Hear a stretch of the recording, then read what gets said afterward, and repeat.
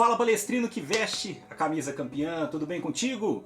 Hoje vamos falar sobre o duelo que teve, o derby no futebol feminino na semifinal do Campeonato Brasileiro. Vamos trazer para você aqui como ficou esse jogo e quando será o jogo de volta.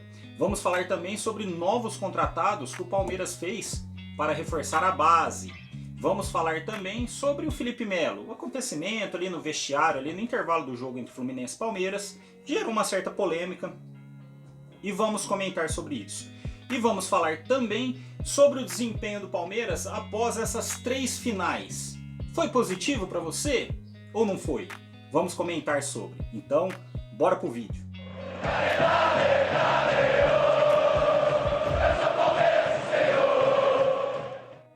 Então vamos começar falando sobre o Campeonato Brasileiro Feminino. Ontem foi o jogo lá em Itaquera, o primeiro jogo do duelo aí da semifinal do Campeonato Brasileiro. O Palmeiras acabou perdendo por 2-1. Quem fez o gol aí do Palmeiras foi a Camilinha. E agora o jogo de volta será no Allianz Parque dia 10. Vai ser num sábado, dia 10 às 2 horas. Então, torcedor, o que você pode fazer para ajudar o nosso time feminino? Encher aí o máximo possível ali as cadeiras do Allianz Parque para empurrar as nossas meninas aí, para que elas possam avançar, vencer o derby e possivelmente deve pegar outro clássico na final. Deve pegar o São Paulo, que na outra semifinal empatou com o Inter lá no Sul por 1-1. E o Inter foi o segundo time aí com melhor campanha na primeira fase do Campeonato Brasileiro. Então vamos ficar de olho aí para ver se as nossas meninas chegam nesse título, que seria um título inédito, né, para o nosso futebol feminino. O Campeonato Brasileiro ainda não temos. O Palmeiras voltou aí a dar atenção, né, a essa modalidade. E desde o ano passado aí vem com um time forte, vem chegando.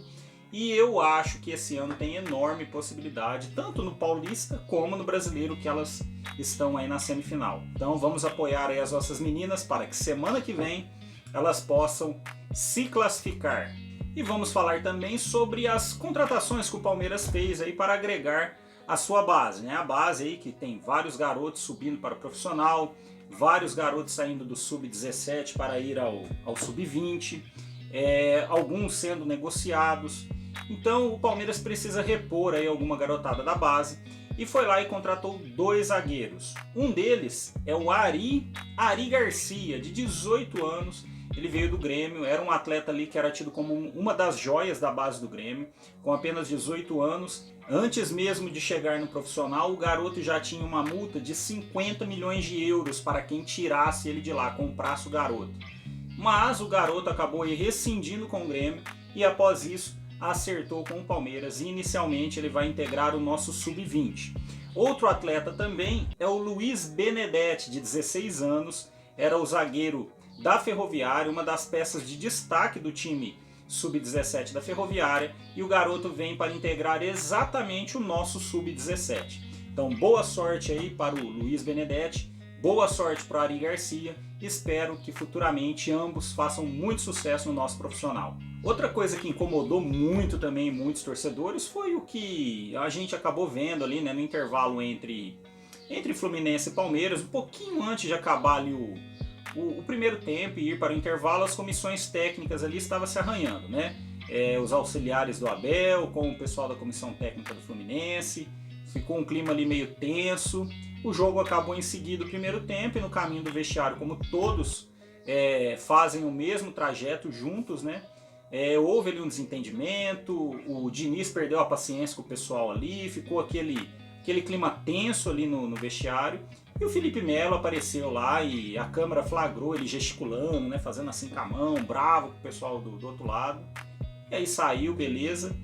E o Thiago Ferri, do GE, acabou postando uma matéria depois que isso que o Felipe Melo fez acabou gerando um desconforto, um mal-estar entre os seus ex-companheiros de clube e ficou meio tenso. Eu confesso que quando vi o Felipe Melo tá fazendo ali, cara, gesticulando, né, bravo, falando bravo com os caras que foram ex-companheiros de clube dele aí há menos de um ano atrás, conquistaram várias coisas juntos, né? Eu confesso que quando eu vi a imagem eu fiquei meio chateado ali, sabe? Falei, cara, sai daí, né? Não sei com quem que ele tá falando, o que era, mas enfim, eu não gostei quando vi também.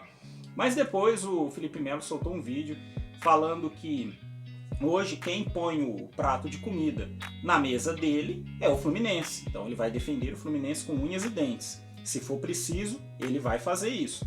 Mas em relação ao Palmeiras, ele falou que é tudo fake news, é mentira, ele não se desentendeu com ninguém. Ele estava falando com o Marcos Rocha, e o Marcos Rocha é um dos maiores amigos que ele fez aí no futebol. Então, assim, ele tem uma certa liberdade para falar com ele daquela maneira. E, enfim, né, assim, eu não curti muito não, sabe? Mas deixa aí sua opinião. Eu acho Felipe Melo um ídolo dentro do clube aí nesse período que ele ficou lá. Para mim é um dos grandes jogadores aí desse período Abel, mesmo que ele já tenha saído. Mas sei lá, é algo que cabe à nossa reflexão, né? O Felipe Melo é porque é o jeitão dele, mas ele tava lá brigando, gesticulando, defendendo o lado dele, mas você aí do outro lado, torcedor, você viu o Bigode lá? Era ex-atleta também, saiu no mesmo tempo que o Felipe Melo, foi pro Fluminense também, inclusive o Bigode jogou parte do jogo aí do Fluminense Palmeiras. E você viu o Bigode lá no meio, gesticulando, defendendo o lado dele? Não, né? Então, fica aí sua reflexão. Gosto muito do Felipe Melo, mas não aprovei esse comportamento dele não. E você, torcedor, o que você achou a respeito? Enfim, cada um tem sua opinião, deixa a sua aí no comentário. E por último, torcedor, queria falar aí, após essas 3 finais, né, que o Palmeiras teve, primeiro contra o Corinthians, que era o vice-líder, depois contra o Fluminense, que era o Flamengo, que era o vice-líder, e agora contra o Fluminense, que é o atual vice-líder. Após essas 3 finais, você achou que foi positivo esses duelos que o Palmeiras teve? Você acha que precisava ter ganhado mais um? 9 pontos em disputa, o Palmeiras ganhou 5, foi quase 50% dos pontos. Assim, analisando por esse lado, de 9 pontos disputados e 5 ganhos, se você olhar somente isso, não foi muito legal. Mas se você analisar contra quem o Palmeiras jogou, o peso dos confrontos e por ter vindo de um duelo eletrizante e desgastante contra o Fluminense na Libertadores, pegamos um derby contra o Corinthians lá em Itaquera, vencemos, pegamos o Flamengo, que não perde há muito tempo, está jogando um belo futebol, no Allianz Parque, empatamos, poderíamos aí ter vencido, se não fosse o erro de arbitragem, mas enfim, né? E depois pegamos o Fluminense, que também joga um belo futebol, tem os seus erros, tem os seus pontos fracos, mas jogou em casa, motivado e jogando um belo futebol. E empatamos. E visto tudo isso, o que você acha, torcedor? Foi bom, não foi? Eu vou te mostrar matematicamente que foi ótimo o que o Palmeiras fez aí nesse período. É lógico, ainda a diferença agora pode diminuir, porque Flamengo e Corinthians jogam também, né? Então, se ganharem, o Flamengo vai diminuir um ponto. Se o Corinthians ganhar, o Corinthians vai igualar ali com o Fluminense, vai ser mais um ali também na cola, né? Mas, ó, vou te provar que matematicamente foi ótimo o que aconteceu. Antes dessas 3 finais seguidas, o Palmeiras era o primeiro com 45 pontos, seguido do Corinthians 39, Fluminense 38, e em quinto o Flamengo com 36. A diferença do Palmeiras para o vice-líder nessa rodada, antes dessas 3 finais, era de 6 pontos, certo? E agora nessa rodada o Palmeiras está com 50, Fluminense 42, Flamengo tem 40, podendo chegar a 43, e aí seria vice-líder novamente, e o Corinthians 39, podendo chegar a 42 e igualaria ali com o Fluminense também. Se isso acontecer, o Palmeiras terminaria a rodada com 7 pontos de diferença para o segundo colocado. Mas se Flamengo não vencer, terminaremos a rodada com 8 pontos de diferença para o segundo colocado.